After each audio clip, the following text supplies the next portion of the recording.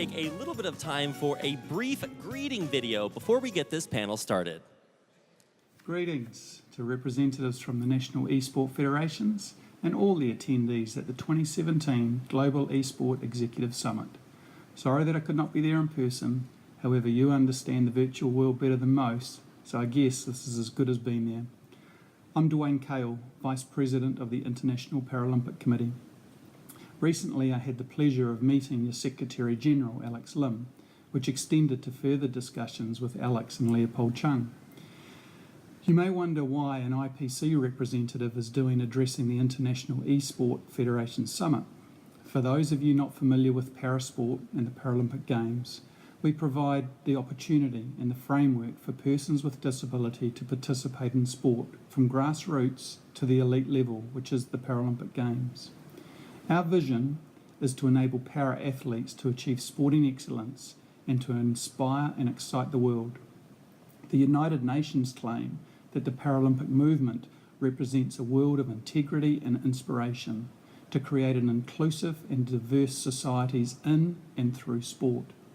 They go on to say that a profound impact has been felt by many individuals and nations alike, where the lives of persons with disabilities have been transformed through Paralympic sport.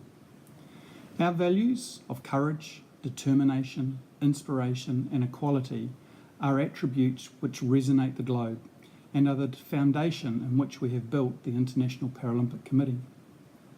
We look to effect social change, to shape a world where inclusion and accessibility is equal for all people with a disability, a group that is underrepresented in many typical functioning societies around the world.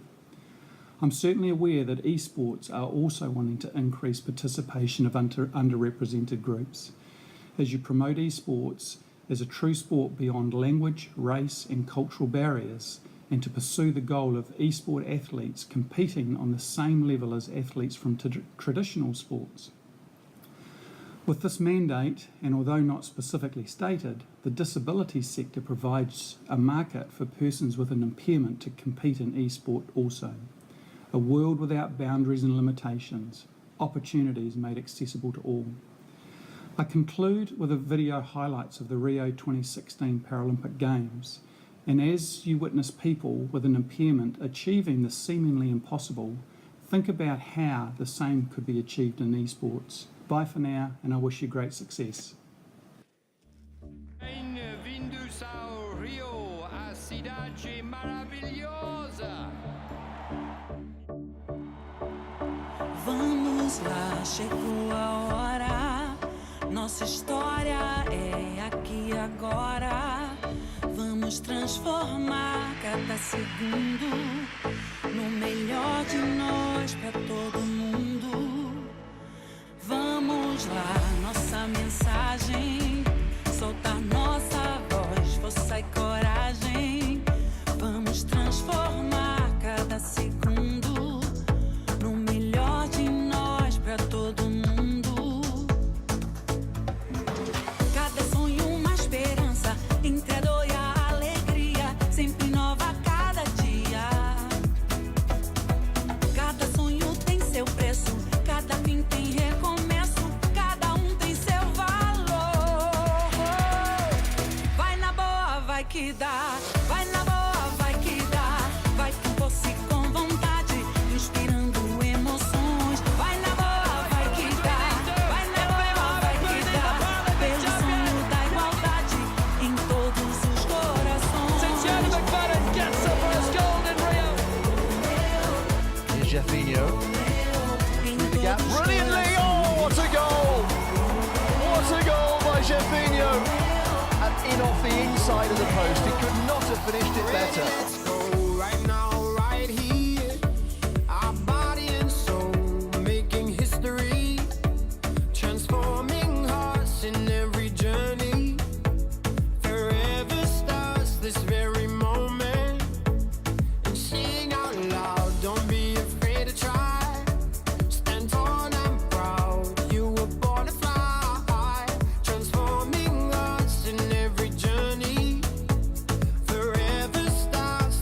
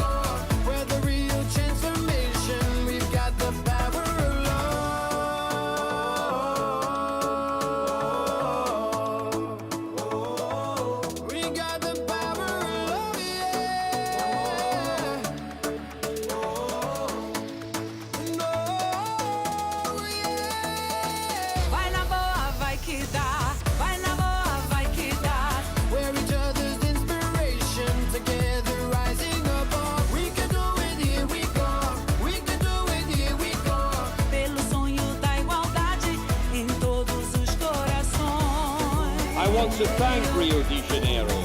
Cariocas fantásticos. You warmly embraced these games and took the athletes to your hearts.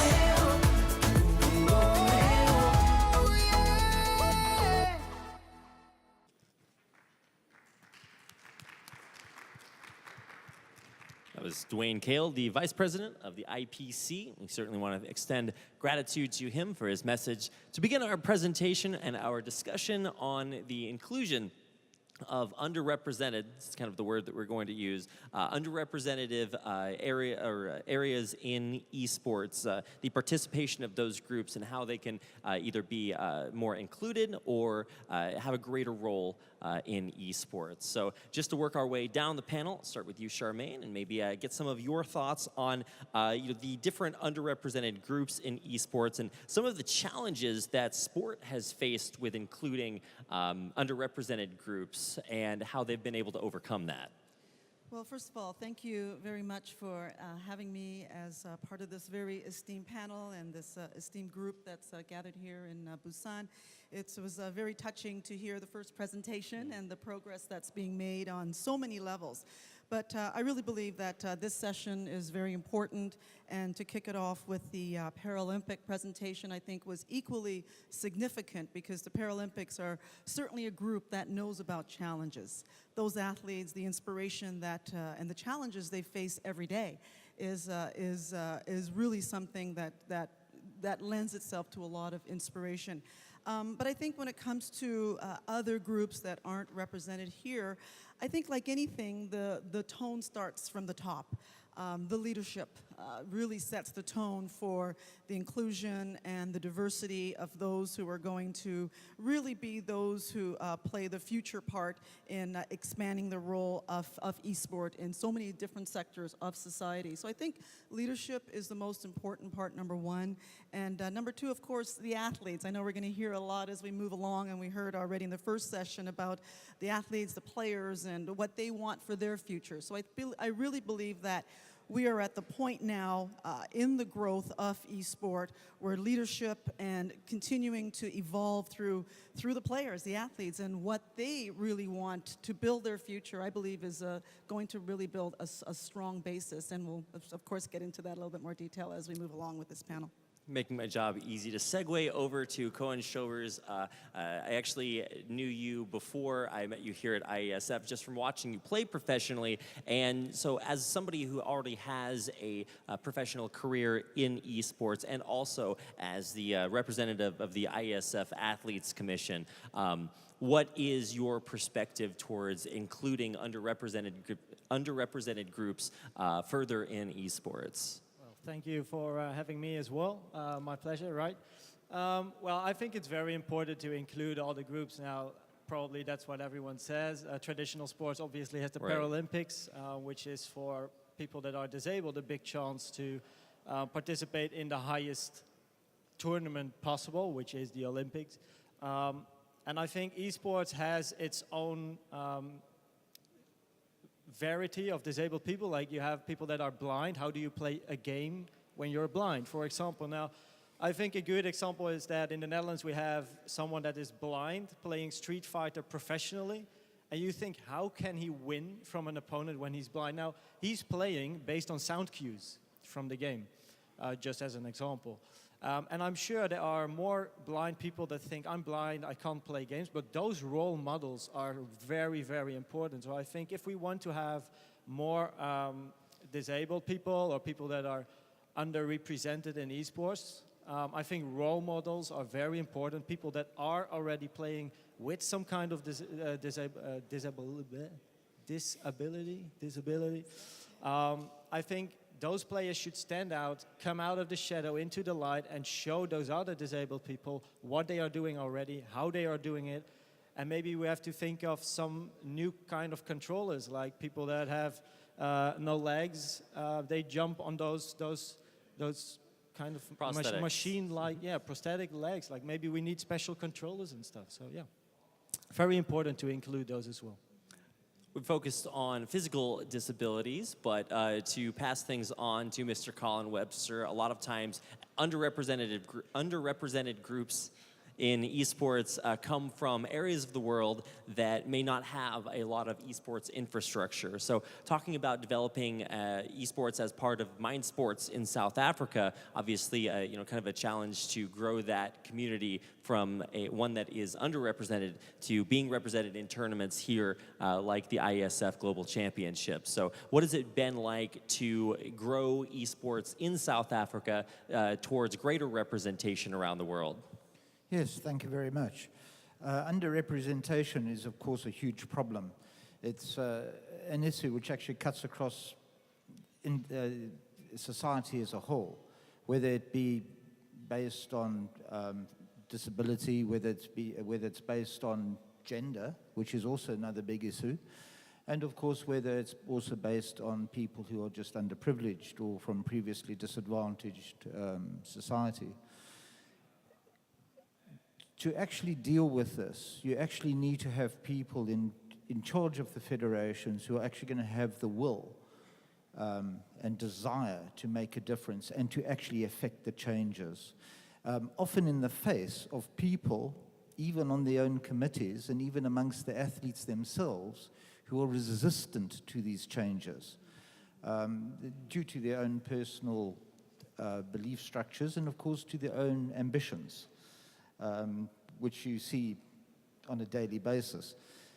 So it actually requires a certain group of people who are going to actually enable the change, because without people at the top forcing the change to actually happen, and often as a result through legislation, you're not going to find the people who are going to be the beneficiaries of such change to actually experience it, and unless they can see that things at the top have actually changed.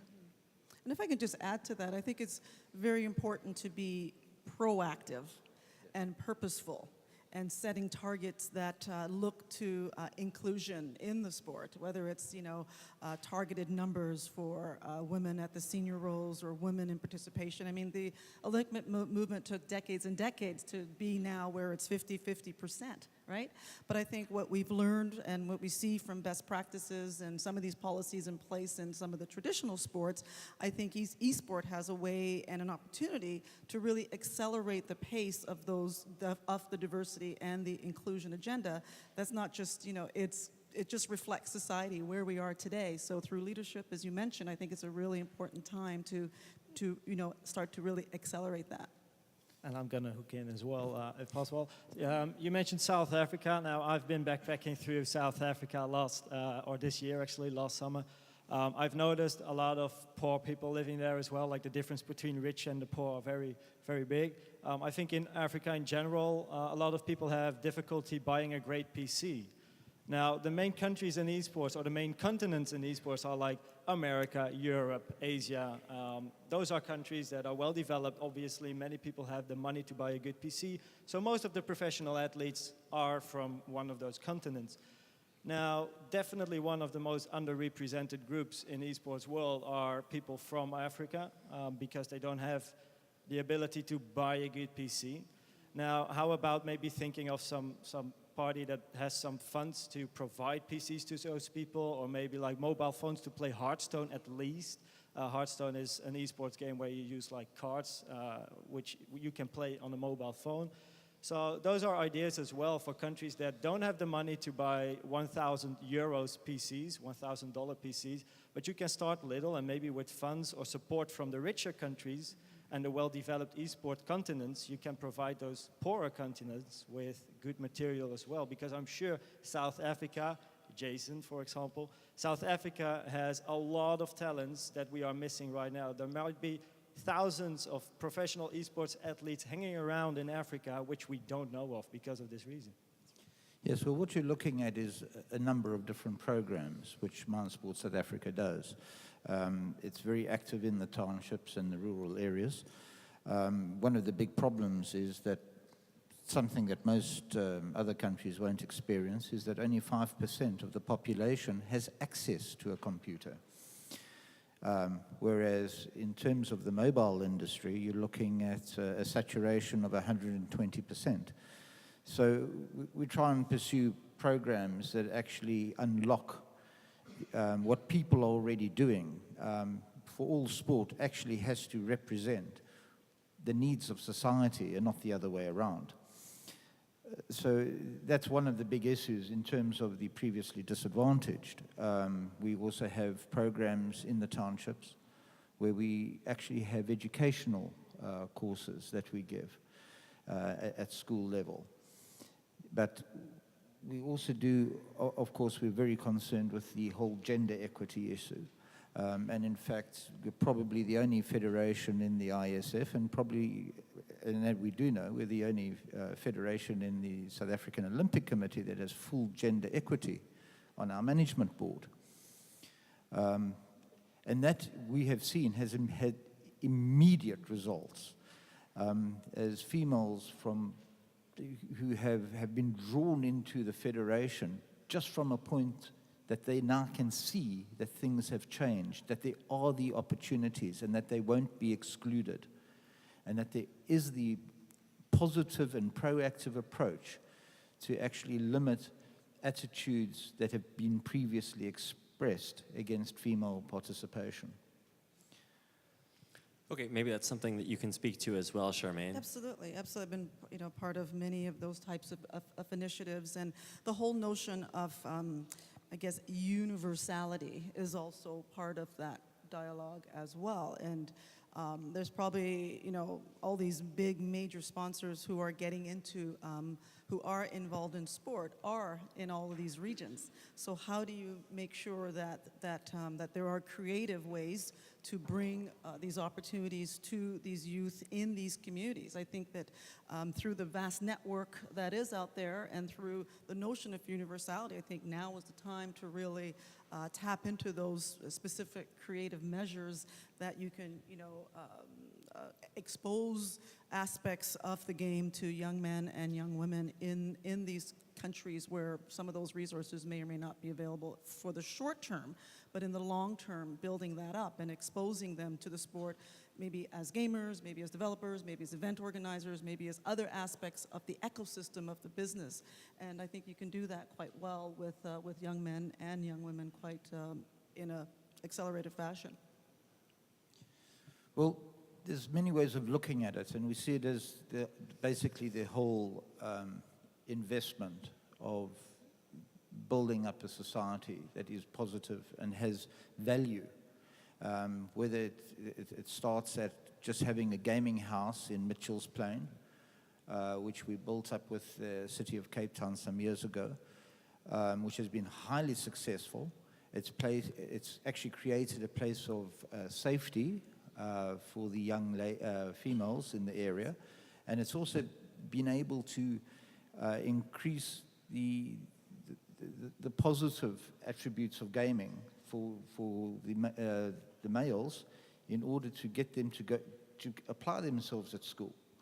So that's actually been quite useful from that aspect. But what we're looking at is developing the whole of society. We're getting the children through our system of provincial and national colors, getting them into sports bursaries at universities.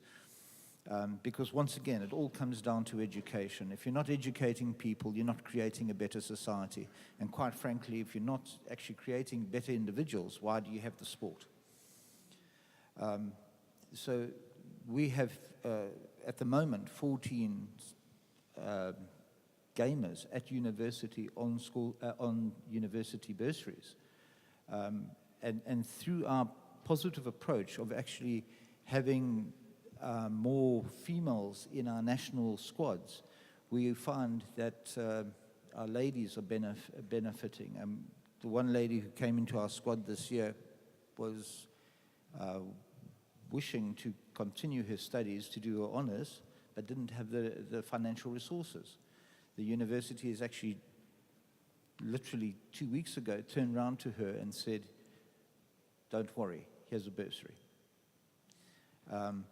And this is a very important part because obviously educating women is far more important, I feel, because it has a far more and a far deeper impact on society. as women tend to actually be far more nurturing and family orientated. But it's also an ability to actually uplift society as a whole, and you have to see that by bringing in unrepresented communities, whether it's disabled, whether it's gender, whether it's disadvantaged, you are actually increasing the opportunity of people to actually have a life and a better life. So within the townships, we link in very much with the municipalities to use their resources, as the schools actually often don't have any resources. There are many schools in Soweto where the children sit on the floor. They don't have school desks and they don't have school chairs. They certainly don't have internet. So it's very difficult to actually even communicate with these schools if you intend to send an email. And through these programs in which we interface with the local government and provincial governments, we're actually able to deliver a lot more to individuals in order to get them out. It might be of interest. A couple of years ago, Stefan from Belgium will remember that there was actually an initiative to start an esports event for disabled gamers, which unfortunately only ran for a 2-year period. And once again, that is largely because of the lack of will from the people at the top to actually keep this as a sustainable event. And that's what it requires at all times. It needs the driving force and the will at the top to keep it going, because often these programs are not going to be funded because although you'll find governments will lock into them through their CSR spending, that companies will lock into them with CSR spending, it's there really as, well, you know, we've done it and it's a good tax break. But if you don't have the administrators who are going to really push it at all times, it's not going to happen. Talking about pushing for underrepresented groups. Now, actually this year, Grow Up Esports did a only girl event in Macau, right? A big championship. Awesome. Indeed, indeed. I saw it coming by, and I was actually very impressed with your setup, and I think it was a very successful event, Telmo Silva. Now, I think Grow Up Esports is one of the examples of how it should be. Like, women are underrepresented in esports, everyone knows. I don't know the exact statistics about percentage, but I do know a lot of girl gamers playing for girl teams, but they sometimes can't play in a male tournament. You have sometimes male and female tournaments, so they are divided. And then I go to the point of Vlad, and Vlad said during the first panel that there is not that much difference in esports. It's not like a muscular sport, so it's not like soccer where you have like body differences in you know where it counts. In esports, that point like falls away. So it's more about equality between male and female. Now, why are females not represented in esports? I think that has to do with males. Now, if I look at tournaments, males don't like losing against girls. That counts for the online community as well. I do know a lot of professional girl players that don't show that they are a girl. So in game they have like a normal name, but they don't talk.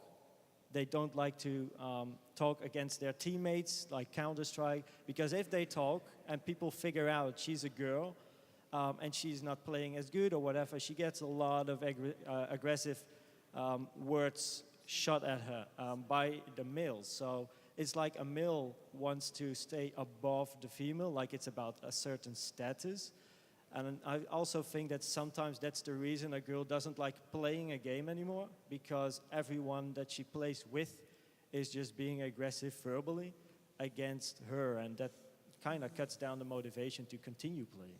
And I think that from a leadership point of view, it's important that there are education pieces in place and also consequences for that kind of behavior, because we want to create a safe environment for these young women to be part of the sport, which is growing. And to a point earlier in the earlier conversation talking about the IOC and inclusion potentially for the future, looking at the equality with men and women participation and leadership, certain quotas, certain numbers that are there, I think are really important. And also, too, when you look at certain types of funding models, there are certain governmental funding models where some of that condition is that there are programs that do have that gender diversity. I'm sure you've ran into that in your country with those programs. So, it is being purposeful. It is an education process, in a great sense of that. But I think the door is open, and because the door is open, and because we've learned, and there's a lot of best practices that we can employ, that we have to just keep pushing forward and not tolerate that kind of behavior either. Absolutely. Well, I think on the gender issue as well, I think, to be quite honest, you're looking at a situation where a lot of the games are telling the stories, they're telling men's stories. They're programmed by men, they're designed by men.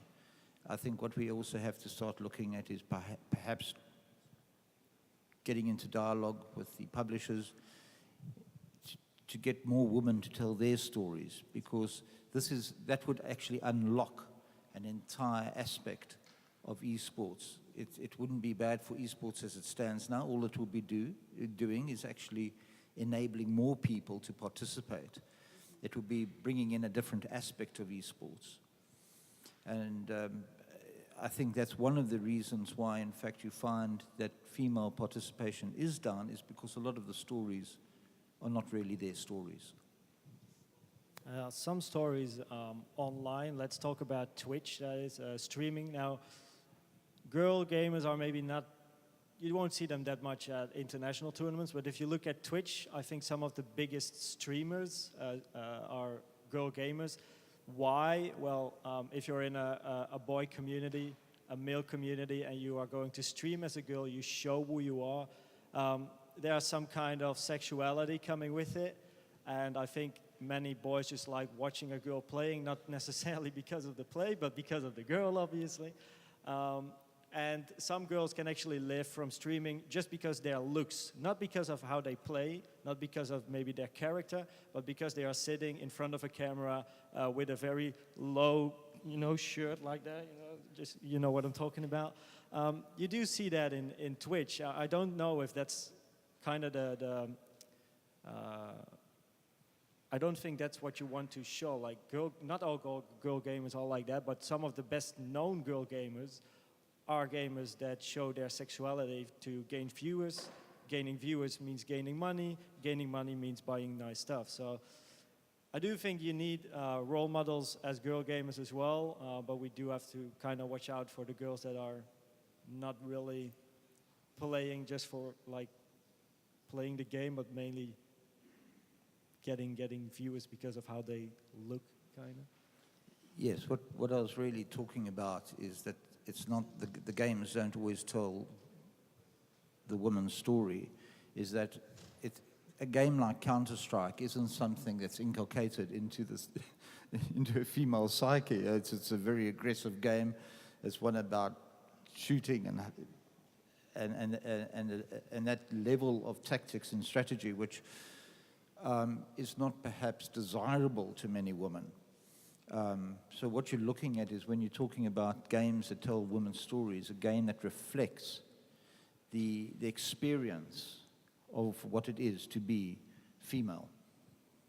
At the end of the day, I believe it's about someone's talent and their ability to present their personal story and to grow their personal brand, and however they do it. I think that's up to that individual.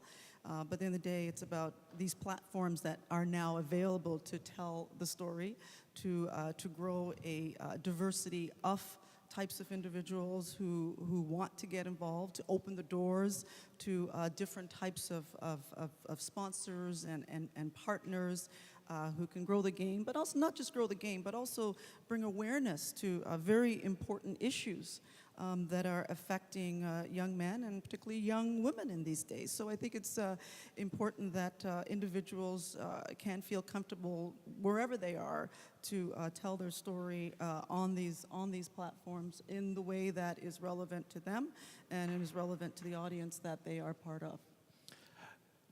Colin? One of the big things, though, that I think that esports really has as an advantage over many other sports is the way that it can actually deliver to the physically disadvantaged communities, in that it actually opens doors to a huge extent where people who otherwise are not able to compete in a physical sport can really get involved in esports. And that's something that we also look at, but it's also something that, again, requires the will from the organizers, because there are levels that we're going to have to bring in, just as in all the traditional sports, in terms of the categorization of the athlete, in order to actually fairly represent their level of expertise and experience. Yeah, I fully agree with that. Considering my own story, just to hook into that, I always wanted to be Max Verstappen 2.0. I guess some people here know Max Verstappen, Formula 1 driver. Since I was a 4-year-old kid, I wanted to be a racing driver. However, my mom and dad didn't have the money to pay me a go-kart and make me go-karting, and nowadays I'm a professional racing athlete. So, in esports, that is, obviously. So yeah, I do like what you said, that some people that are not able to do a certain sport, maybe because of a physical disability or maybe because there's no money, can still make it in esports if they have the same passion and motivation to continue their interest in virtual gaming. So. I think, no matter what, I think there are a couple of foundational things. I think, and you talked about it when you were giving your opening earlier on the floor about the well-being of the athlete. I think that those things need to be really strong and really strengthened, and we need to be aware of the well-being of all athletes. I think that is very important, whether it's their mental, physical as well. And if this, the leading up to opening the doors to Olympic and other types of global opportunities to grow the sport. What that also does, it helps to unlock some of those services that come with recognition in these other sport entities, and that does follow with the well-being, whether it's life after sport programs, which are very critical to athletes, so they feel that they have a path beyond their competitive years, well-being programs, so athletes know how to take care of themselves, and athletes also understanding the use of technology so they can track and monitor their mental and physical well-being. So I believe that, as we talk about diversity, we talk about inclusion, alongside of that is tapping into the well-being of the athlete on a holistic level, and certainly more representation in these other areas will allow us to do it. Yeah, I spoke with someone of GEES yesterday. I think he's here as well. Anyway, he told me, yes, I'm searching, where is he sitting? Yeah, exactly, raising his hand. So yesterday we had a very interesting conversation, and he actually told me that for a couple of athletes you have like life plans. From a very young age until the age of 65, your life is like kind of planned, like, okay, you're an athlete then, and after your athlete life you might do these kind of things in your sport. Now, in esports, we obviously don't have it. We're like in the baby shoes. After your, like Huni said as well, after your athlete life, what you gonna do? Do you have enough money to survive until your 80s, until you die? Or do you still have to study? If you have to study and you're like 25, 30 years old, what are you gonna do? Are you gonna work? Probably a low-paid job if you didn't study. What are your options? Can you continue in esports? Can you be a manager, a coach? Whatever. Well, I ran as a competitive athlete for 5 Olympic Games for my country, Canada, and along the way, the life lessons that you learn from sport, dedication, motivation, perseverance, and but you know, again, it comes back to some of the things that you're doing too, right? You're studying medicine and you're becoming a role model for others, and you're showing that the qualities that you did in your sport, whether you're on the podium or wherever your career takes you, those are critical life lessons that I think that we should also teach alongside the ability to be a great performer, is that the life lessons from being involved in sport and that journey in sport, it goes forever. And how do we harness those kinds of qualities and to teach the young kids who are coming in that the journey may not be about becoming a millionaire overnight, but the lessons you learn can set you up for years and years as an entrepreneur, as a business person. I certainly know that in my own career now and the work I do as an entrepreneur, as a technology, it comes from my sport background. It comes from learning to work as a team, learning to compete, learning to take care of yourself and be the holistic person beyond sport. So what we're all doing in here as leaders, we're not just helping to grow a sport and to be at a certain level. We're building human beings. We're building the next generation of great local citizens, of community champions, of leaders. So we're doing more than that, and I think with it comes a great sense of responsibility, but also a great sense of honor that we're doing something that's way more than us, right? It's way more than us. We're building nations, we're building communities through sport, and the representatives that you have are representing that, but they're also role models and people who are always thinking about the qualities that they did in sport, how that's going to make them more effective after sport. Yeah, talking about the growing esports scene. Now you also have game addiction, and let's take that as an underrepresented group as well, because gaming addiction is definitely there, but not many people talk about it. Why? Because they're in their own room. It's not that well known. In the Netherlands, we are currently busy taking it up in the psychology books. There are talks about that. Now, as Charmaine mentioned, I'm studying medicine. I'm a national TV presenter as well beside that, and that's beside my esports career now. I do give workshops and information to kids, and kids are like the new generation. And as you mentioned, when you are like an athlete in some kind of sport and you have a certain role model status, I think it's important to show it to kids, make them know that, playing 14 hours a day, you do that as a professional player like Hooney did, and that's absolutely, the results, I know Hooney from his career, the results he has are absolutely stunning, but not everyone that plays 14 hours a day will become a professional athlete. Like, I know people that play soccer longer than Robin from Bayern München, but no one, or that player, won't play in the Dutch national team. Now, you can't give up your studies in order to try becoming a professional. I do think that you need to study and try to be a professional, and once you get that contract, once you might be able to earn thousands and thousands of money or of euros, you might think about quitting school. But I teach the kids in the Netherlands that you should not, actually never quit school until you reach that point, because reaching that point is like a 0.0001 percentage. Like, if you look at how many people are playing professionally, compared with the total group of gamers, I think there are even more zeros behind the dot that I just mentioned. So it's important that the little kids know, or even teenagers know, that trying to become a professional athlete and therefore maybe giving up your studies is not a very good idea. And game addiction often starts in those like age groups, and it's important to make them know about gaming addiction. Where do they have to go to if there's a problem? Can they talk with their parents? To make that underrepresented group of game addicted people make themselves come out of the shadow into the light and talk about it. Just to sort of try to coalesce all of the ideas that we have talked about here as we draw towards the end of our panel discussion, I want to talk about some of the main themes of developing and infrastructure that can help encourage and grow underrepresented communities. We've talked about many of them here on the panel.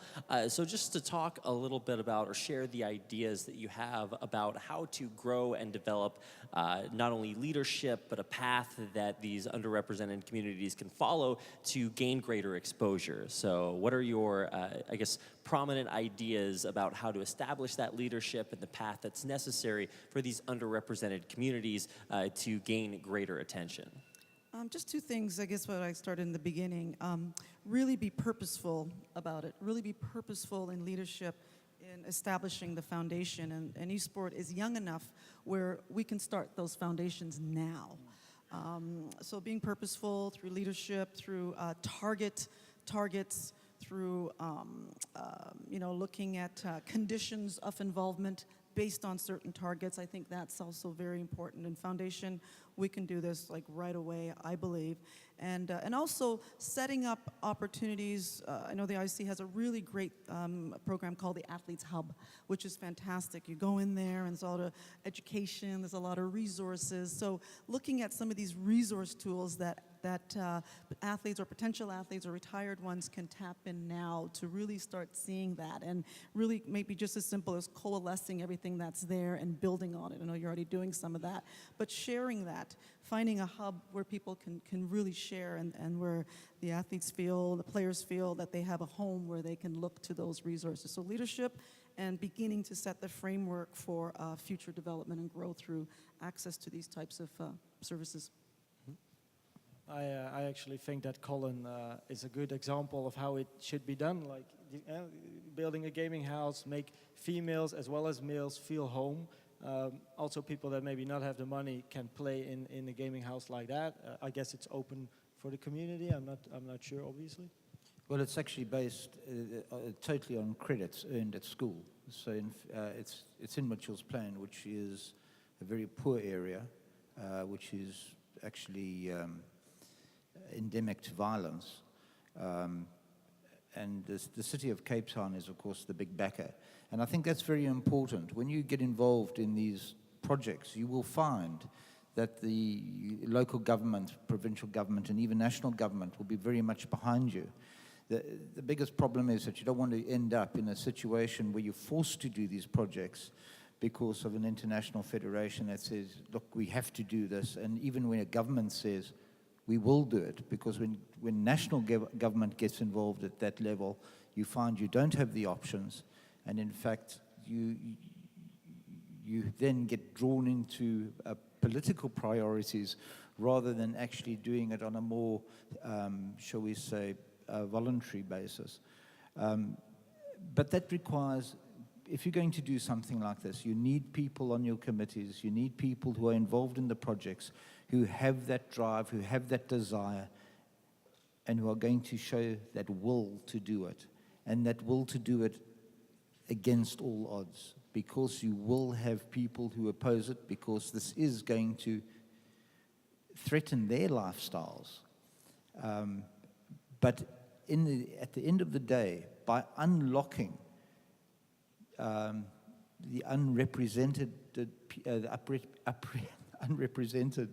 people, you are going to actually so enhance your own organization. It will be a different organization, and it will be a much better organization. And finally, role models. I think role models are very, very important, especially role models that talk about it with kids, for example, to learn the new generation about the path they went through. And role models like the blind gamer that I mentioned that we have in the Netherlands. He's a professional player. He's well known in the esports scene. He's blind, playing purely based on sound cues.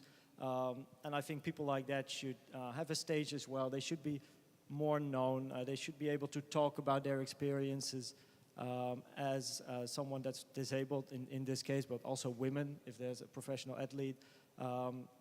Get them on television, for example. Joost Gezet, he's here. He's from the Dutch Esports Association, but he's also the producer of the show that I'm hosting on Fox Sports. And we always have a female in our show, a female presenter. So we do think about diversity.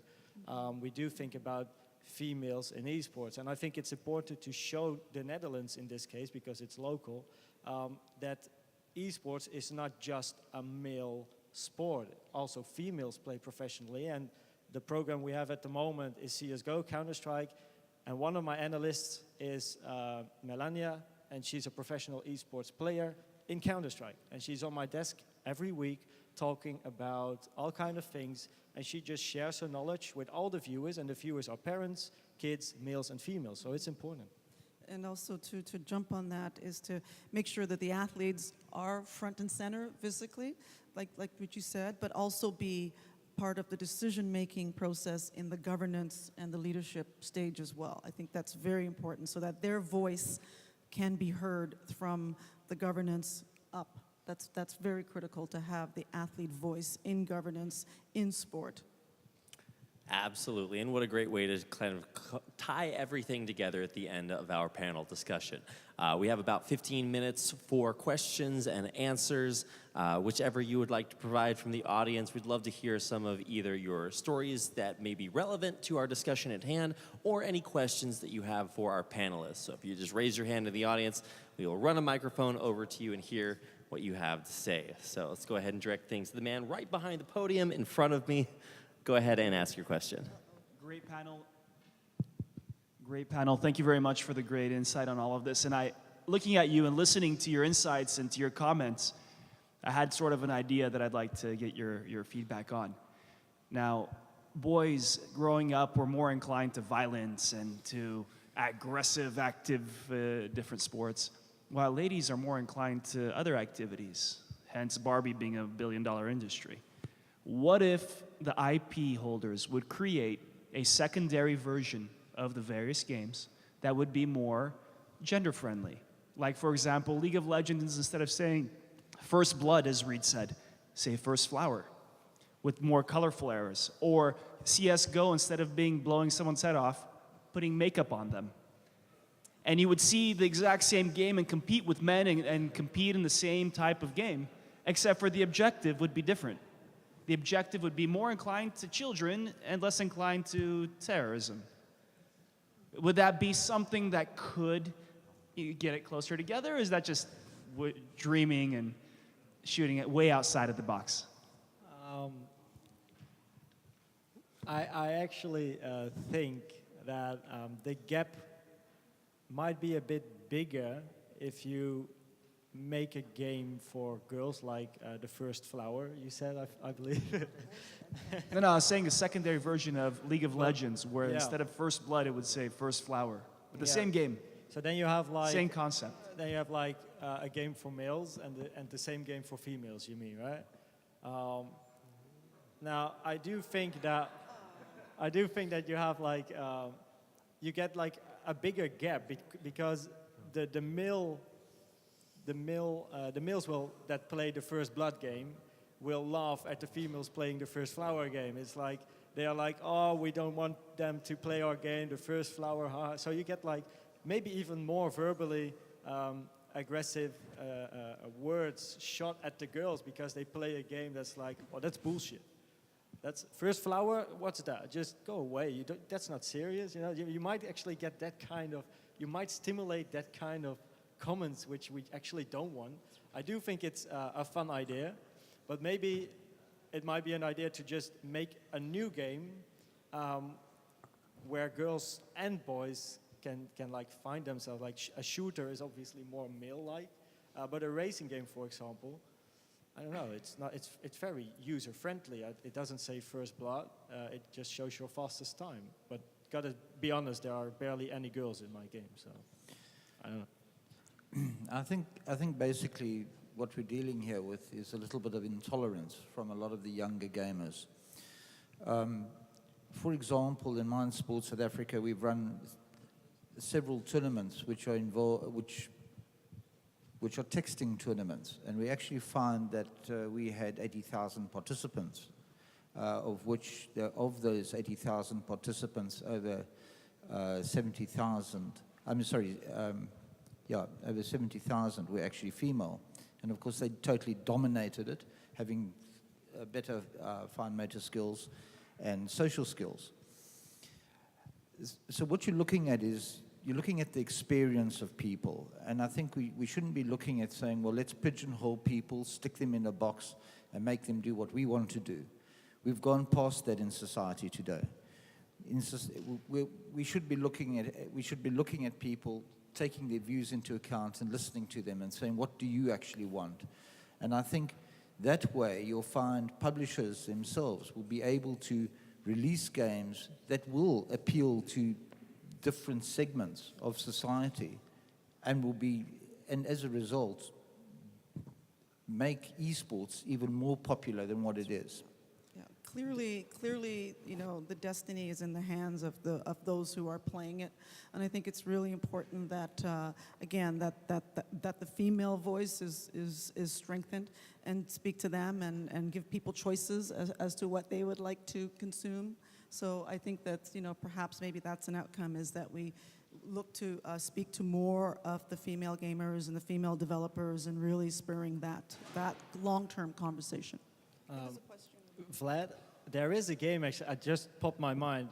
At the Paris Games Week, ESWC, the World Championships in Paris, there is a game called Just Dance. It's been there now a couple of years, mainly women contenders, but also quite a lot of male contenders in the Just Dance game.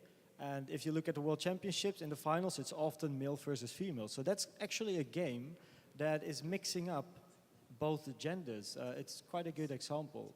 Dancing obviously is seen more like a girly sport, but actually a lot of males play that as well. And in the finals, you will see males as well. So, hi everyone. Thank you for the great panel, and thank you, Koen, for mentioning our Girl Gamer event in Macau a few months ago. I think that we did it to promote this inclusion, and we see it as a way to create this safe environment for the girls to have a competition between themselves. But it was not without challenges. We actually encountered many challenges for brands that still don't understand the potential of investing into a girls' tournament. Even some broadcasters, such as Twitch, which is the largest one, they still told us that the viewership for girls' tournaments are not that big, so they are not interested in getting the rights for the broadcasting. So even though we managed to be quite successful in terms of viewership, we still had a lot of challenges to tackle. But from the community itself, we also got some. The feedback was positive mostly, but we also got some negative feedback because we are creating a barrier between genders.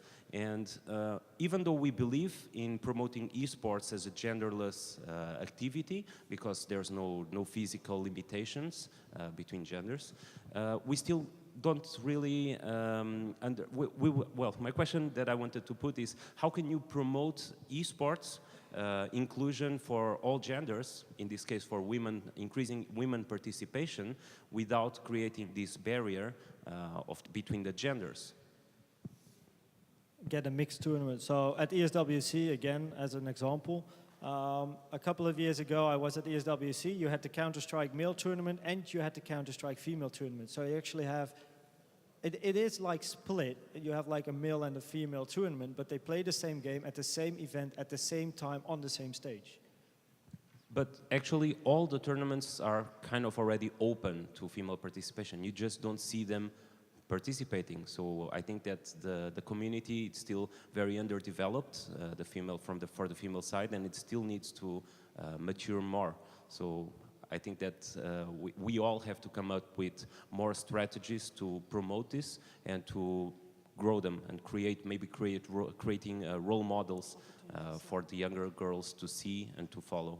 So I actually think maybe you have to start with a tournament that has a barrier, like you did, just to raise awareness. And once there is awareness and once it grows, the barrier will finally vanish. And those female gamers that participate in the only female tournaments actually have the balls to play male tournaments as well and to join them and battle against the male team. So maybe you have to start with tournaments that has a barrier, and they will vanish in time if you continue putting effort in it. Awareness. Hi, I'm also part of Grow Up, and One of the most interesting things about that event was we had a lot of teams from China, obviously, a couple teams from Hong Kong, and a European team that played in the finals on CSGO. And one of the interesting things was they were excited because they hadn't ever played any teams from China. So they wanted to see, you know, what their skill level was. But how can we get more of these tournaments where you can have the European or the Americans play against Asian teams? I think that's underrepresentation in one level too. That's a good one. Well, I think what you're looking at there is basically getting all the federations together and talking about it. I mean, if you're talking about how do you get more Europeans to play against more Asians, it's nothing like the problem that Africa has. How does Africa get anywhere? And this is a problem that you are dealing with. And that's something that you can only deal with by getting everybody into the same room, having it as a very clear agenda, and talking about it and finding the solution in order to actually meet these issues. And if you have a good net, oh sorry. No, you go ahead. If you have a good network and you know teams in Europe and you do good marketing as well, I guess you will reach out to those European teams and they might actually want to come over, because for a team like a European team going to Asia is quite expensive. So is there a budget provided? Yes or no? What's the prize pool? Very important. Again, I think it's mentioned in the first panel, right? The Olympics don't have a prize pool. Are players interested? Yes or no? So because nowadays it's most of the time it's prize pool. Like I don't go to the other side of the world to play for 100 euros, but I will go to the other side of the world if I play for 100,000 euros. No, go ahead. No, go ahead. No, you go ahead. No, go ahead. No, you go ahead. No, you. No, just getting back to, you know, being purposeful, leadership is very important. But there are so many resources out there about how we blend and work with diverse groups from the international sports community that eSport can borrow and begin tomorrow. I think that's very important. The wheel does not have to be reinvented. I think it just comes, again, with the will, and we can talk a lot about it, but I think we should do some really strong action steps that we can measure, because the growth for you know, women and underrepresented groups, it's not something that we should wish that we had. I think it's something that is a natural part of the progress and very important to the general, you know, society as a whole. Yep. So it is young, it's starting, but there are so many great toolkits out there that I hope that we can borrow and lend and share with you, because these kind of conversations are ones that hopefully in a few years we don't have to have as much. Yeah, and Vlad spoke about a community. You know, one of the things we need to develop is more of a community where everyone That's can, right. you know, communicate with each other. And you know, we're in a world where it's so easy to communicate with people tens of thousands or 15,000 miles away. So yeah, okay, thank you. Thank you. Thank you very much. I believe we have another question. I saw a hand over there. All right, we'll keep it over here. Okay, this is a topic Koen mentioned earlier, and it's about the need for safe spaces, because safe spaces offer a platform so women can join esports, right? If you have separate tournaments for each gender, but at the same time, it makes it hard to sell esports as a genderless discipline because you are not mixing them up. So my question is, do we really need safe spaces so women or other underrepresented groups could compete? Do they hurt or do they help the esports scene? Because as I see it, they help it in a way because you provide a platform so they can play, but they also make it hard to sell it as a genderless sport because you are actually separating them. Even if you have the same tournament for the same game, they're still playing apart, right? You are not pitting women against men or women with men. So what do you think about safe spaces? Should we have it? How should we have it? Do they help or do they hurt? Wait, what's the question?